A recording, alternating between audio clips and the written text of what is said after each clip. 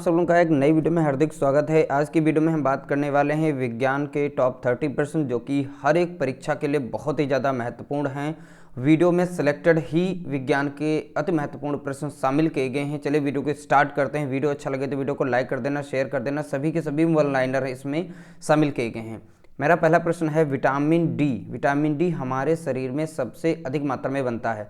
तो यहाँ से प्रश्न पूछा जाएगा कि हमारे शरीर में ऐसा कौन सा विटामिन है जो सबसे अधिक मात्रा में बनता है, तो आपको बताना है विटामिन डी बनता है।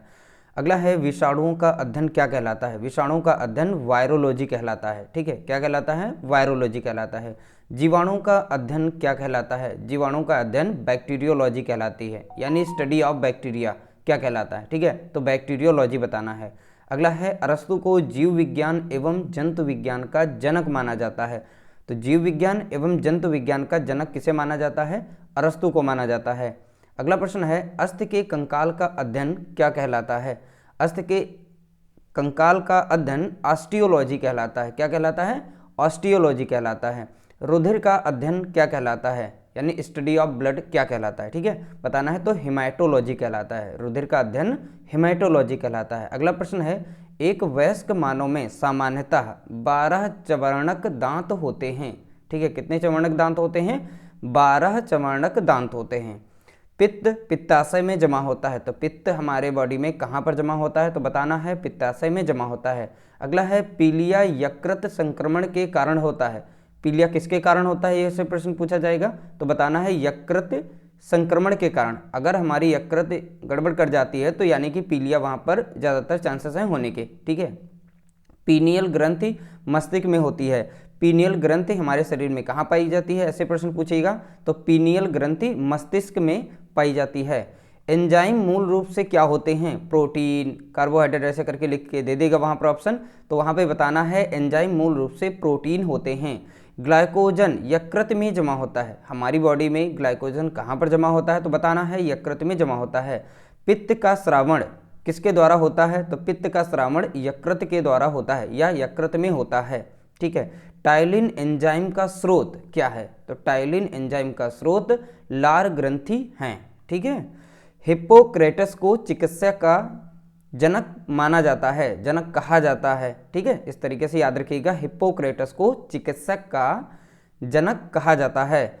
रेनिन का उत्पादन 8 वर्ष तक की उम्र तक होता है। यह दूध में उपस्थित केसीन को कैल्शियम पैरा कैसिनेट में बदल देता है, जिसके कारण दूध थक्के के रूप में बदल जाता है और इसका पाचन आसानी से हो जाता है। अगला है आंवले में पर्याप्त मात्रा में कौन सा विटामिन पाया जाता है? तो बताना है विटामिन सी पाया जाता है। आंवले में पर्याप्त मात्रा में विटामिन सी पाया जाता है। ठीक है, दालें प्रोटीन का उत्तम स्रोत होती हैं। ठीक है, दालें प्रोटीन का उत्तम स्रोत होती हैं। इंसुलिन पाचक एंजाइम नहीं है। ठीक है, इंसुलिन पाचक एंजाइम नहीं है, याद रखना है।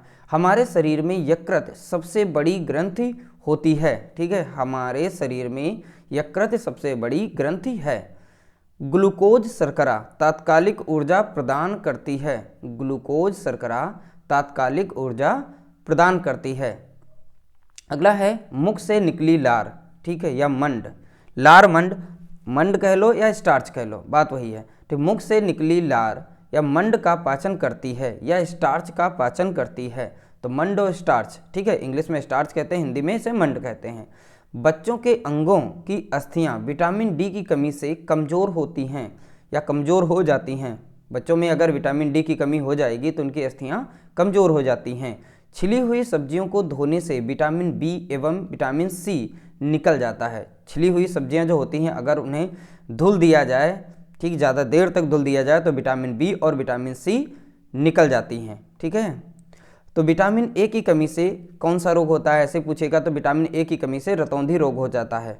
ठीक है, विटामिन बी की कमी से होने वाला रोग, विटामिन बी की कमी से होने वाला रोग बेरी रोग होता है। शहद में मुख्यतः कार्बोहाइड्रेट पाया जाता है। शहद में मुख्यतः कौन सा, ठीक है, यहाँ पर न्यूट्रिएंट पाया जाता है, तो बताना है कार्बोहाइड्रेट पाया जाता है। शहद में मुख्यतः कार्बोहाइड्रेट पाया जाता है। विटामिन डी की कमी से होने वाला रोग रिकेट्स में शरीर की अस्थियां प्रभावित होती हैं। विटामिन डी की कमी से हमारी जो अस्थियां होती हैं वो कमज़ोर पड़ जाती हैं। ठीक है। प्लीहा को आरबीसी का कब्रिस्तान कहा जाता है। प्लीहा को इंग्लिश में स्प्लीन भी कह देते हैं, कभी कभी प्रश्न ऐसे पूछेगा स्प्लीन, ठीक है, स्प्लीन को क्या कहा जाता है, तो यहाँ पर बताना है कब्रिस्तान। किसका कब्रिस्तान? आरबीसी का कब्रिस्तान कहा जाता है। किसी एथलीट को तात्कालिक ऊर्जा के लिए कार्बोहाइड्रेट दिया जाता है। अगर कोई एथलीट है, ठीक है, वो दौड़ के आता है, ज़्यादा मेहनत करता है, उसे तात्कालिक ऊर्जा प्रदान करनी हो तो आपको कार्बोहाइड्रेट दिया जाएगा, यानी कि देना पड़ेगा, ठीक है, तब उसे तात्कालिक ऊर्जा प्रदान हो सकेगी। दोस्तों इस तरीके से हमने टॉप 30 प्रश्न आप लोगों के साथ डिस्कस कर लिए। आप लोगों को हमारी वीडियो कैसी लगी कमेंट करके जरूर बताइएगा। वीडियो अच्छा लगा हो तो वीडियो को लाइक करना, शेयर करना, चैनल पर नए हो तो चैनल को सब्सक्राइब करना।